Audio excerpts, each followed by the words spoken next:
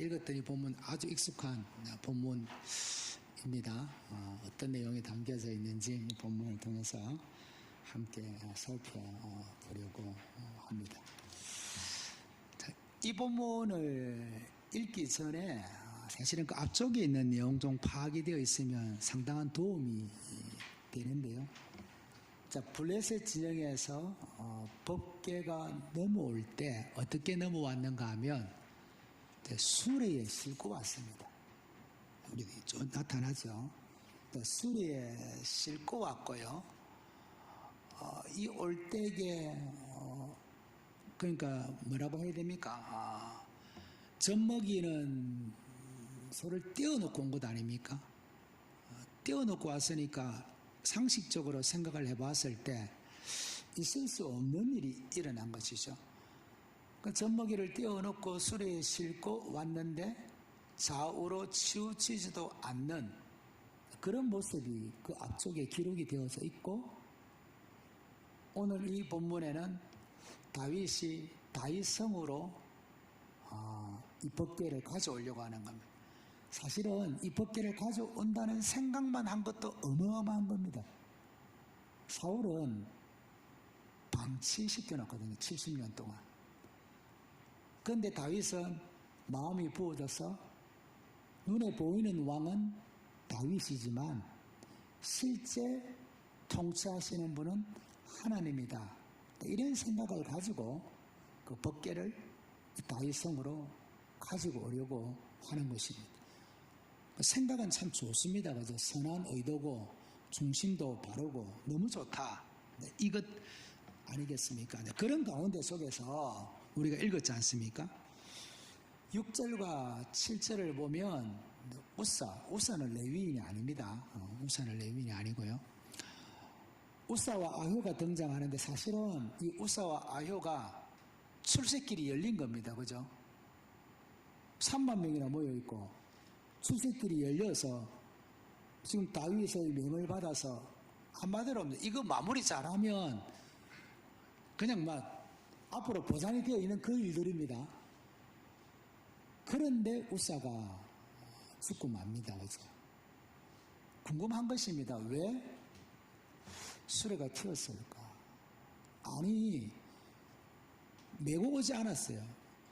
블레셋 지방에서 이쪽으로 올 때에도 수레에 싣고 왔을 때도 아무 일 없었는데 지금은 왜 이런 일들이 일어나느냐 이 말이죠.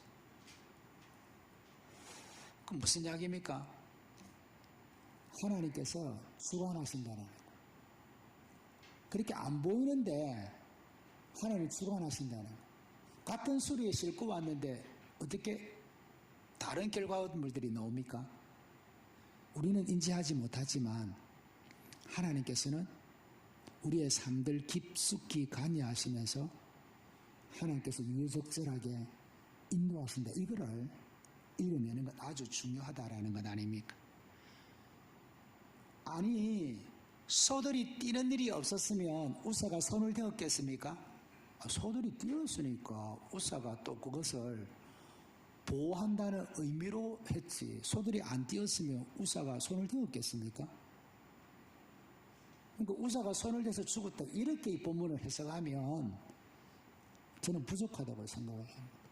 왜 소들이 뛰었을까? 블레셋 지역에서 돌아올 때는 소들이 뛰지 않았는데 왜 지금은 소들이 뛰느냐 이 말이죠.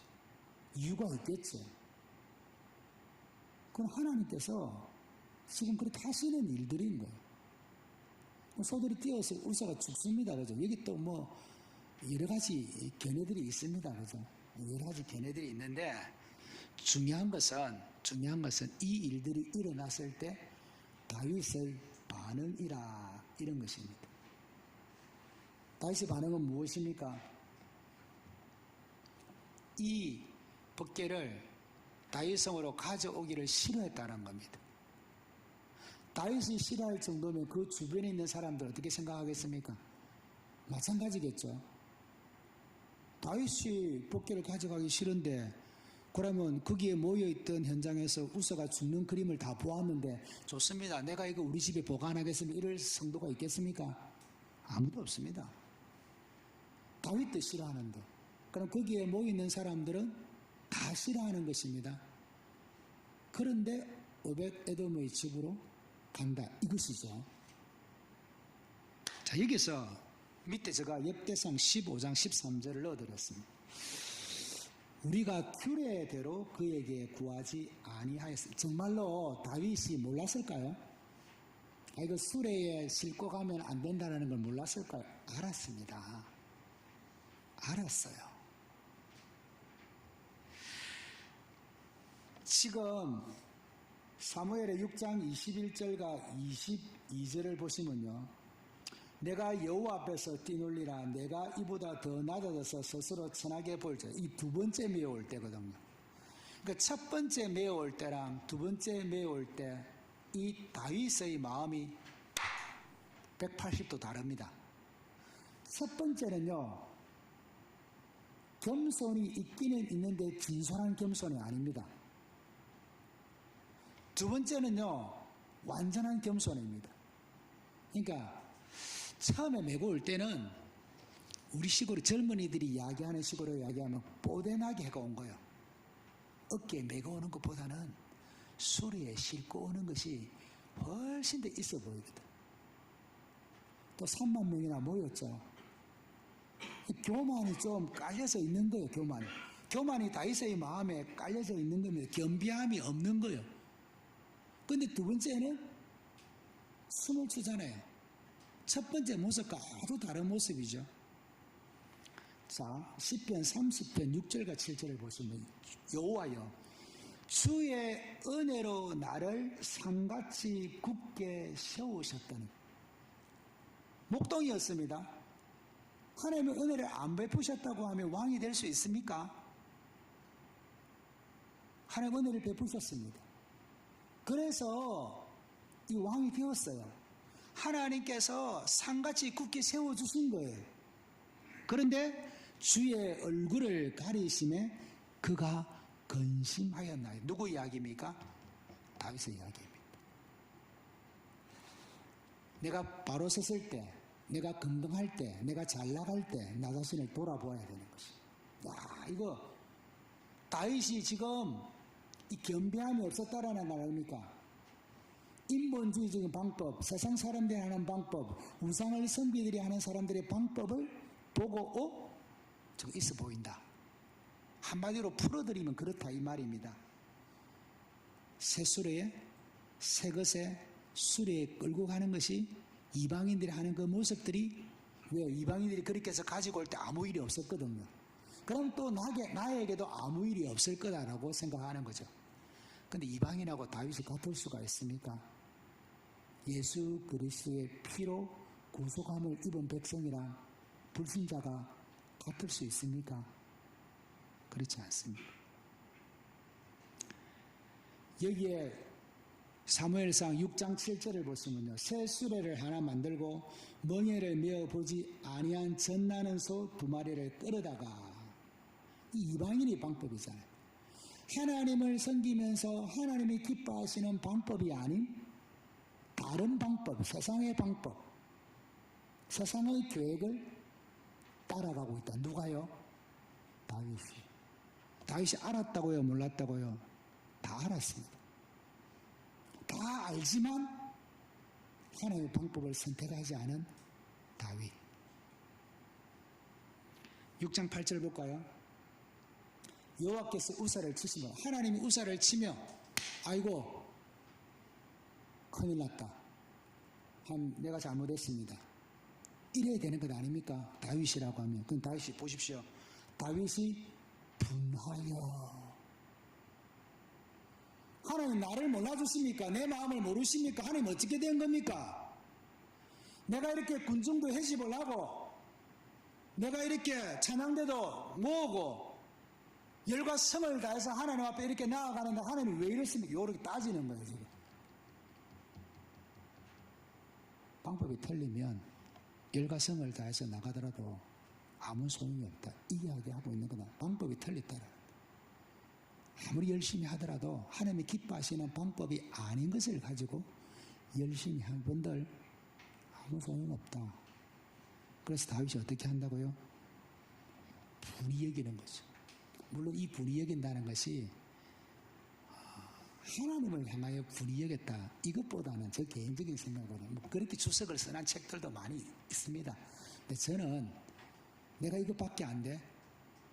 하나님께서 은혜를 베풀어 주는데 하나님께서 높여 주셨는데 내가 왜 이런 실수를 했을까? 왜 나에게 이런 연약한 모습이 있을까? 나는 다윗 자신에게 불이 여겼다고 생각합니다. 이렇게 써난 주석도 있고요. 저렇게 써난 주석도 있습니다. 나는 다윗 자신에게 내가 이것밖에 안 되나? 더 잘할 수 있는데 이런 마음이라고 저는 생각을 합니다. 그리고 9절과 10절을 보시면 여호와의 궤가 어찌 내게로 오리요 다윗이 언약궤를 옮겨 다윗은 자기에게로 메어가기를 절개하지 않아 싫어했다 이야기 아닙니까? 싫어했다. 네? 만약에 우리가 그 자리에 있었습니다. 이거 성경이 또 안 나옵니다. 그죠?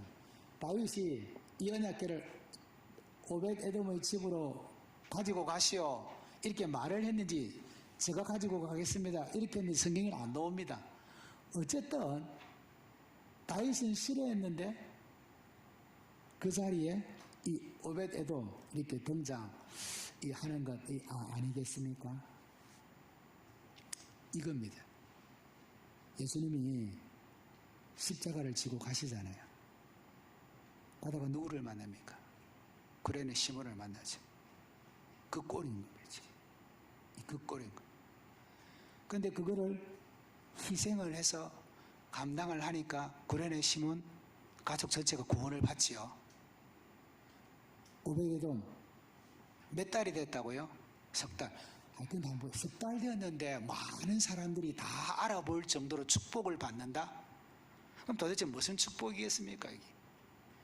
석 달밖에 안 되었어요. 신앙생활 석 달에서 축복을 받는다면 신앙생활 안 하실 분들 있겠습니까? 그런데 성경은 기록하고 있어요. 3개월 만에 축복을 받았다. 그 축복이 많은 사람들이 알 수 있는 축복이라고 기록을 하고 있습니다. 구체적으로는 뭔지 언급하고 있지 않지만 여기서 아주 조심해야 될 것들이 있습니다. 언약궤를 우리 집에 갖다 모셔놓기만 하면 오벳에돔이 복을 받은 것처럼 나도 성경책을 집에 갖다 놓으면 이 복을 받는 그런 의미 아닌 거 아시죠? 그거 아닙니다. 복의 근원은요 하나님입니다. 법대가 아니에요. 성경 자체가 복이 아니에요. 우리 집에 성경은 30권 있는데요. 성경을 진열해놓고 꽂아 이게 아니라니까요. 그게 아니고 복의 근원은 하나님입니다. 하나님이 그 가정에서 주권자로 통치권자로 있느냐 이거죠. 법궤를 오벳에돔의 집에 갖다 놨으니까 나는 이제 복 받을 거야. 얼마나 두려움이 있었겠습니까? 왜요? 만져서 누가 죽었어요? 우사가 죽었어요. 그걸 보았어요. 그럼에도 불구하고 그 언약궤를 그 법궤를 자기 집으로 가져온다. 이야, 이거 보통 아닙니다. 여러분 같으면 할 수 있습니까? 이거 쉽지 않습니다. 다윗도 안 하지 않습니까? 그런데 물론 이 오벳에돔은 레위인입니다. 레위인이고 제사장은 아닙니다. 그렇게 이제 되어지거든요. 석 달 동안 있는데 온 집안이 축복을 경험한다라는 것 아닙니까? 여기서 아주 중요한 건 하나님께서 우리가 말씀하시는 거예요. 성경에 보면 성막, 언약궤, 법궤 이런 것들은 저가 전부 다 뭐라고 했죠? 예표, 그림자라고 말씀드린 거예요. 이런 것들은 무엇을 보여주기 위한 건가면 예수 그리스도를 상징하는 것들. 중요한 것은 우리도 법궤를 언약궤를 오벳에돔의 집에 3개월 동안 보관한 것처럼 우리도 보관하고 있다 이야기입니다. 예수 그리스도를 믿게 되어지면 예수 그리스도의 영, 성령님, 하나님이 우리의 심령의 자소에, 마음의 자소에, 믿음의 자소에 내주하고 계신답니다. 그러니까 우리 각자가 하나님을 모시고 있는 거예요. 하나님과 함께 살아가고 있는 거예요. 3개월이 아닙니다. 3개월이 아니에요. 지금 우리는 하나님 나라 갈 때까지 그 하나님과 함께 어떻게 해요? 오벳에돔의 집에 법궤가 있었던 것처럼 우리의 내면에, 우리의 가정에, 우리의 직장에, 우리의 일터에, 우리 교회 공동체에 하나님이 함께하고 계시는 거예요. 그럼 오벳에돔이 그 3개월 동안 어떻게 살았을까요? 1번 엉망진창, 2번 폼 잡고, 3번 형식적으로. 대충 감이 오시죠? 그 3개월 동안 지금까지 살아온 방법과는 다르게 살지 않았을까요? 그러면 우리의 내면에 하나님이 함께하고 계시는 우리라고 하면 우리가 이 땅을, 우리가 이 시간을 어떻게 살아야 할까요? 지금까지 살아왔던 그 방법과 동일하게 살아가야 될까요? 당연히 그렇지 않지 않습니까? 성경을 보겠습니다. 밑에 히브리서 12장 28절에서 29절을 넣어드렸는데요. 그러므로 우리가 흔들리지 않는 나라를 받았습니다. 누굽니까? 우리입니다. 흔들리지 않는 나라는 천국이요, 하나님의 나라요, 영원한 약속이 주어진 우리가 입성할 그곳입니다. 누가 받았습니까? 내가요. 은혜를 받자 이로 말미암아 경건함과, 오벳에돔이 그 법궤가 있는 3개월 동안 경건함이 없었다고 생각합니까? 두려움이 없었다고 생각합니까? 하나님을 기쁘시게 섬길지, 나의 기쁨을 가지고 섬기는 게 아닙니다. 하나님을 기쁘시게, 그 3개월 동안 하나님을 기쁘시게 하는 거예요. 그 3개월 동안 두려움이 있는 거예요. 그 3개월 동안 경건함이 있는 거예요. 경건함과 두려움과 하나님을 기쁘시게 하는 삶을 사니 하나님이 그 가정에 축복하시는 거예요. 그 우리는 이거 전혀 상관이 없이 살아도 됩니다. 우리도 하나님의 언약궤 예수 그리스도, 하나님의 약속에 주어진 이 생명이 예수 그리스도와 함께 이 땅을 살아가는 성도가 하나님의 자녀인데, 그럼 우리는 이것과 전혀 무관하게 살아도 됩니까? 성경 우리에게 묻는 것입니다.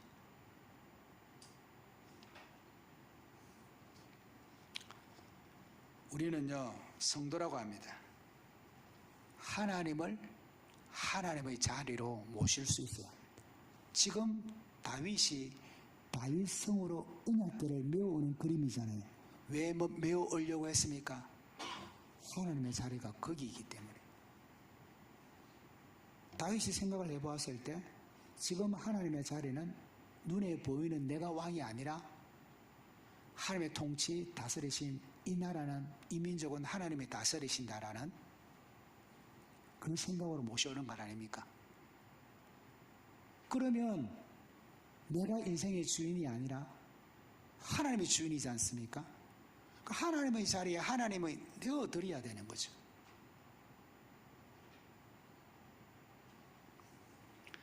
다윗 시대 때 있어서 하나님의 자리는 예루살렘이었습니다. 맞죠? 그러니 예루살렘 그 다윗성으로 하나님의 언약궤를 메워오는 것 아니겠습니까? 그렇다고 하면 오늘 하나님의 자리는 어디입니까?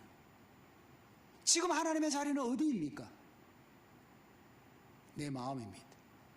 내 마음이, 성도들의 마음이라는 거예요.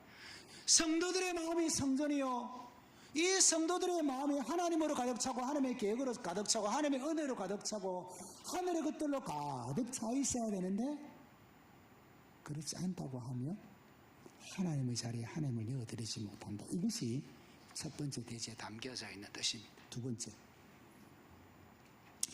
제가 제목을 정하면서 오렌지 카드에 그렇게 적어놨죠. 하나님을 향한 마음을 가진 사람은 갈로다, 이렇게 적어놨잖아요.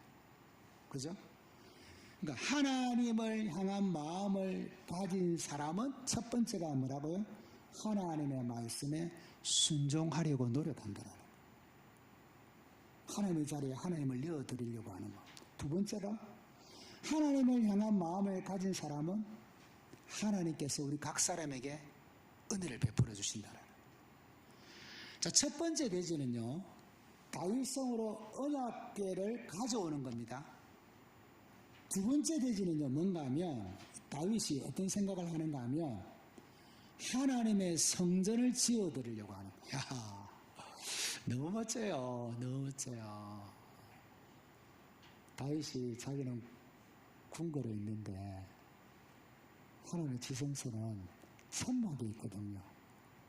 아무도 이런 생각을 안 해봤어요. 그죠? 오늘날에 이렇게 생각하는 분들이 엄청나게 많습니다. 그죠? 오늘날에는 사실은 그때 그 당시에는 다윗과 같은 생각하는 사람이 거의 없었고, 다윗이라 보면 오늘날에는 거꾸로 생각하지 않습니다. 교회가 하나님의 성전이 깔끔해야 되고, 하나님의 성전이 성도들이 예배하기에 불편함이 없어야 되고, 이런 생각들 하는 분이 참 많이 계세요. 그죠? 많이 계신단 말이죠. 그때 그 당시에는 엄청 귀한 생각입니다. 그러니까 나잔 선지자가 딱 듣죠. 바로 딱 카드를 받아들이잖아요. 우와, 하나님 묻지도 않습니다. 왜? 선지자가 판단해 봤을 때도 맞거든요. 그냥 하나님 묻지도 않습니다. 좋다. 근데 하나님의 회심이 오죠. 하나님 회심이 옵니다. 아이가 우리 회심이 딱 오는 것입니다. 7장 11절 여호와가 너를 위하여 집을 짓고, 우리 딴에는 우리 나름대로 헌신하고 봉사하고 섬기고 예배하고 찬양하고 기도하고 하니까 뭔가 모르게 우리를 통하여 뭔가 일어날 것 같은 그런 생각을 하는데, 그런 착각을 하는데, 그게 아니라는 거야. 그게 아니다. 네가 하는 거 아니야. 네가 하는 것 아니야. 그 이야기거든요. 하나님이 너를 위하여 집을 짓는 거지, 너가 나를 위하여 집을, 이게 아니라는 거야. 이게 맞지 않습니까? 하나님의 답변 한번 보십시오. 와, 너무 소름 돋습니다. 7장 5절과 7절 오늘까지 집에 살지 아니하고 장막과 성막 안에서 다녔냐니. 저는요, 성경을 읽을 때마다 이 부분이 은혜가 되는 거예요. 이게 무슨 말인지 아십니까? 우리 마산 세강교회 성도의 가정들이 있죠. 하나님이 A 가정, B 가정, C 가정, D 가정, E 가정, 각 가정들마다 고통이 있고 아픔이 있고 어려움이 있고 힘든 게 고난이 아픔 다 시련이 있지 않습니까? 하나님은 오늘은 이 가정, 내일은 이 가정 왔다 갔다 계속 지속적으로 신방한다는 거예요. 하나님께서 지금 한 곳에 머무르시는 하나님이 아니라는 거예요.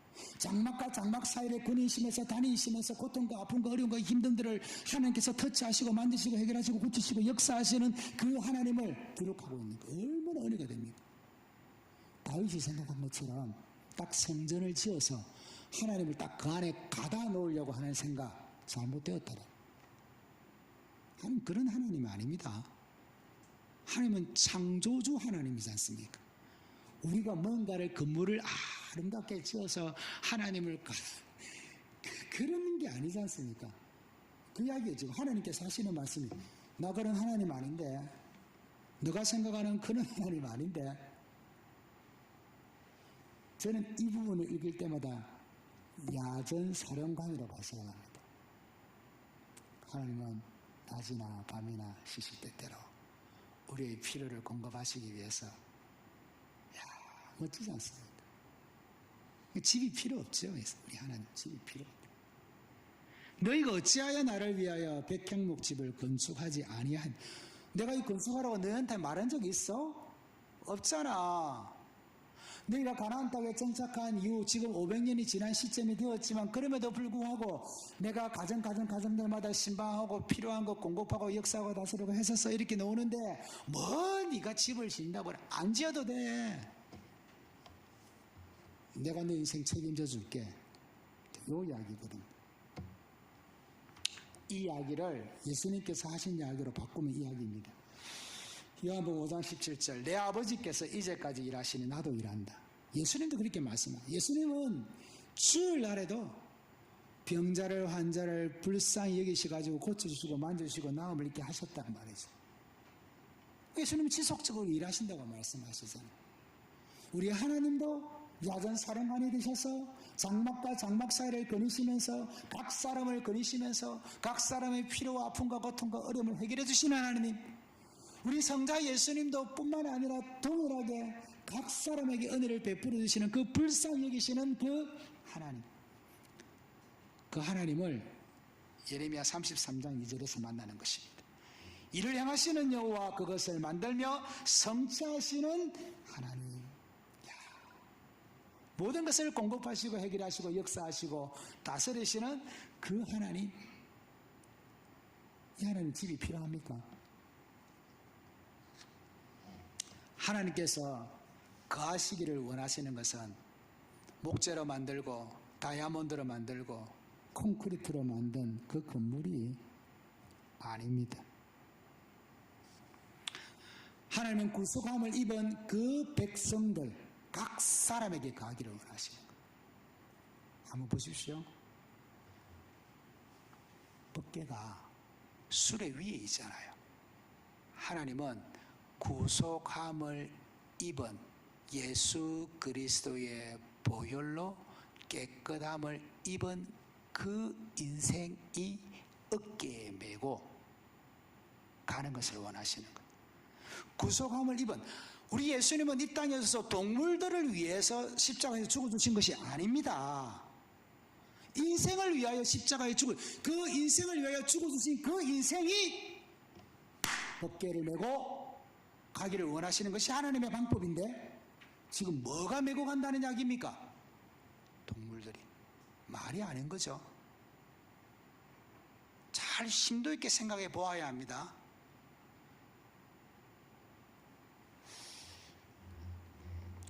사람은 사랑하지 않으면서 동물을 사랑한다고요? 우리 예수님이 이 땅에 동물들 위해서 십자가에 못 박혀 죽으셨습니까?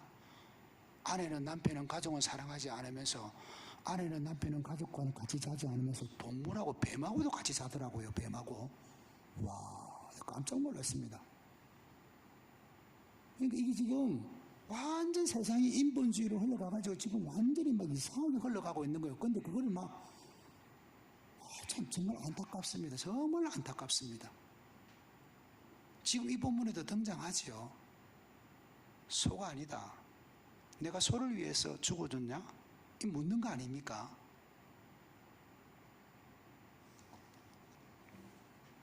하나님은 우리 각 사람 우리의 내면에 내주하기를 원하시는 거. 건물이 아니에요. 우리 각 사람이 모여서 예배하는 이 주일 예배 공동체 여기에 내주하기를 원하시는 거예요. 이게 아주 중요해요. 이 고린도서 3장과 고린도서 6장에서 이야기하고 있는 그 성전이라는 개념이 성도 각 사람을 이야기하고 교회를 이야기하는 것 아니겠습니까? 이게 엄청 중요한 거라는 거죠. 이게 언제 완성이 되느냐? 요한계시록 21장 3절. 하나님의 장막에 사람들과 함께 있으며 하나님이 그들과 함께 계시리니 그들은 하나님의 백성이 되고 하나님의 친히 함께 계시는 거죠. 이때 완성이 되어지는 거예요. 이게 함께죠. 지금은 하나님과 함께 없습니까? 지금도 함께 계시죠. 우리에게 내주하고 계시잖아요. 그래서 내가 여러 번 강설해 드리지 않습니까? 지금 살아가는 이곳이 천국이라고 말씀드리죠. 죽어서 가는 곳만 천국이 아니에요. 지금 하나님 나와 함께 하신다니까요. 이때는 완성이고요. 지금 완성으로 가는 길입니다. 지금 완성이 아니기 때문에 우리의 연약함이 있는 것이죠. 그러나 그때 완성의 단계에 들어가면 함께 가는 것이 연약함이 없어집니다. 그래서 지금 우리가 살아가는 이곳이 이 천국이라는, 이 천국에서 가는 내가 어떻게 살아가느냐, 이거 아주 중요하다라는 것입니다. 제가 2024년을 시작을 하면서 여러분 주보에 지금 헌금단 밑에 보시게 되어지면 한번 보시죠. 제가 설명을 좀 드리려고 합니다. 한 번도 설명을 안 드리기 때문에 한번 설명을 드리려고 합니다. 영적 제국권 용사의 삶이라고 되어져 있습니다. 하나님 아버지, 우리가 2024년 12월 25일 수요일인데 이 수요일날 지역 섬김의 날로 선포하고 이 지역 사회에 있는 영혼들을 제대로 한번 섬기고 싶은데 어떻게 하면 좋겠습니까? 기도를 하고 준비하는 가운데 속에서 물론 제가 수학을 했기 때문에 이런 마음이 생기겠죠. 기억나시는지 모르겠습니다. 한번 더듬어 보시죠. 100의 제곱권. 무엇을 두 번 곱하면 100이 되느냐 이 말이거든요. 10 곱하기 10을 하면 100이 되거든요. 중학교 3학년 1학기 때 노는데 100의 제곱권은 플러스 마이너스 10입니다. 그 양의 제곱권을 물어보면 그냥 10만 되거든요. 기도하는 가운데 우리 마상은 세강교가 2024년 하나님 예배자가 100명이 되었으면 좋겠습니다. 하나님 어떤 마음을 주시는가 하면 여기 있는 것처럼 영적 제곱권 용사 10명 이상이 준비되어지면 출석 인원이 예배드리는 인원이 100명이 되는 영적 제곱권의 용사 10 곱하기 10이 100이잖아요. 그러면 영적 제곱권 용사가 100명이 있으면요. 이게 틀린 말이 아니는 거예요. 예를 들어서 보세요. 지금 구역이 4구역이죠. 4구역인데 구역장님이 4분이잖아요. 그럼 그런 구역장님이 10분이 있다고 생각해 보세요. 그럼 당연히 100명이 되죠. 이 틀린 이야기가 아니라면 그 이야기를 생각하면서 쓴 거예요. 영적 제곱권의 용사가 우리 교회 10명만 있으라는 이야기가 아니라 최소 미니멈 10명이 있었으면 좋겠다 이 이야기입니다. 이걸 위하여 재직 수련회도 하고 이걸 위하여 나가고 이걸 위해 다 이렇게 하는 거예요. 그래서 우리 교회에 하나님 아버지 지금도 많이 있지만 하나님 더 많이 허락하여 주셔서 영적 제곱권 용사 10명 있으면 100명이 되고 영적 제곱권 용사 100명 있으면 10,000명이 되는데 그까지는 안 하더라도 하나님 최소한 올해 우리가 이 하루에 한 명씩 만나서 260인 만나려고 하는 이 과정들 속에서 우리가 뭔가 말로만 해야 되는 게 아니고 액션을 피해내고 이렇게 하려면 동기부여도 되려고 하면 함께 선포도 하고 나가야 되지 않겠습니까? 이것이 그 원리를 잘 기억하셔서 내주하신다고 하셨잖아요. 하나님 우리 내주 그 내주하시는 하나님으로 말미암아 우리가 멋지게 2024년 비상하고 정말로 하나님 앞에 크게 쓰임받는 그런 멋진 우리가 되어지기를 축복합니다. 하나님 감사합니다.